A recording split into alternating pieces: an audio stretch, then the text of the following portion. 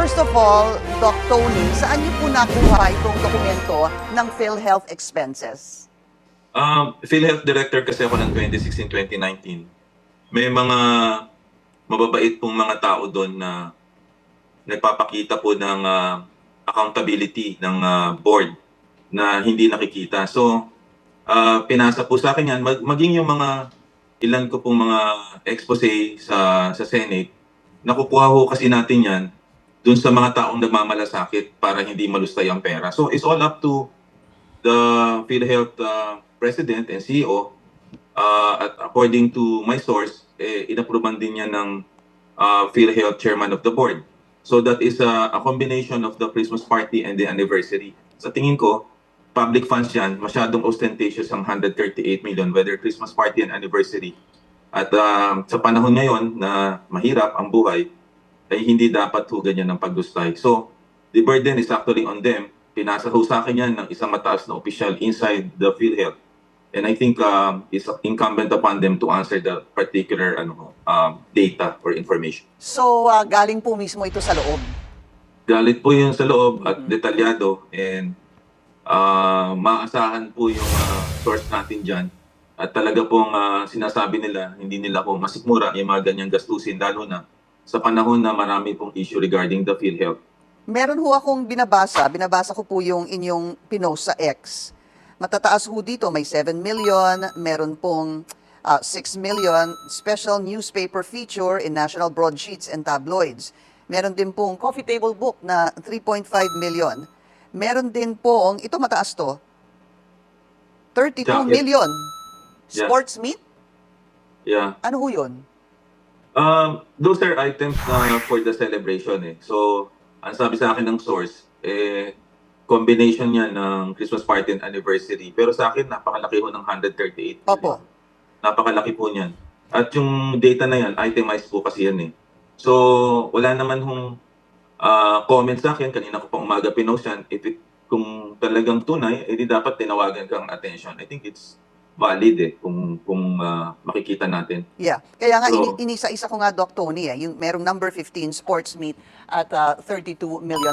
Anyway, so ano ho ang, sabi nyo nga ho, di ba may utos si Pangulo na sana simple na lang yung mga Christmas party. At ito po ay sabi nyo, ay kombinasyon ng kanilang Christmas party at anniversary na umabot ng 138 million pesos. Ano ho ang dapat sa inyong palagay gawin ng liderato ng PhilHealth? Kung sakali ho, totoo itong dokumentong ito. well, dapat i-explain nila sa publiko yan Kasi right now, nasa microscope sila regarding yung PhilHealth diversion funds na 90 billion. Na sobra yung pondo daw, excess, pero actually nagkukulang pa nga. Tapos na-challenge na sa Supreme Court yan. In fact, meron tayong TRO at naghihintay lang tayo sa Pebrero ng oral argument sila. Tapos, binigyan silang zero budget sa GAA, sa General Appropriation Act. Dahil nga, because of the perceived excess funds, which I think hindi naman ako nag-agree doon.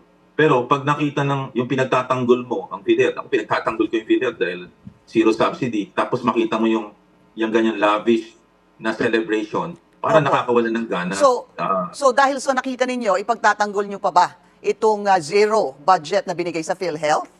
Yes, of course, kasi why should we penalize the Filipino people when ang may kasalanan leadership team ng PhilHealth? They should be fired for their lack of vision as well as management ng kanilang budget. Kasi violation to yung Universal Healthcare Law Kung may excess kang reserve funds, sobra doon, hindi ka naman dapat bigyan ng zero budget. Ang rule ng Universal Healthcare is actually to increase the benefit package para ma-decrease pinky ang out-of-pocket expenditure. Opo. Right now is 50%. Ang target natin by this time 30%, and in 5 years time 10% lang, katulad ng Thailand. Hindi nila yan na-accomplish. Malayo ho tayo doon, Doc Tony. Oo. Doon sa porsyento na out of pocket. Malayo. Tapos Pinky, ang masakit niyan, magka-carry ng burden to pay for the senior citizen at saka sa mahihirap, sa indigents at saka sa PWD, ang direct contributors, yung mga employees. Okay.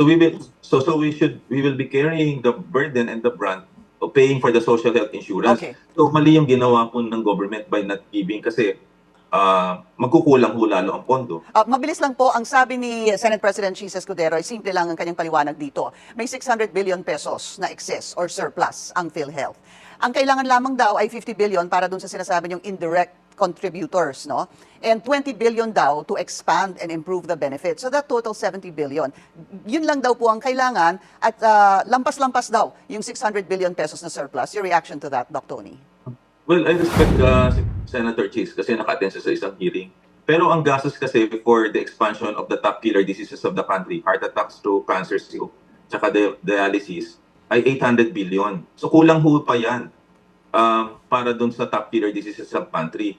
At kasi binanggit lang ni Senator Chis Escudero is the operating expenses for the indirect contributors. But how about expanding the benefits na hindi pa natin na-achieve? So dapat to, kinuwenta ho nila ho yung expanded benefit package, not only the premium for the indirect contributors na Okay. hindi ho niya nakita yung anggulong yun. Opo. Maraming salamat po sa inyong oras, Health Advocate Tony Liacion. At sinusubukan pa rin namin puna ng pahayag ang PhilHealth. Bukas po ang aming linya para po sa kanila.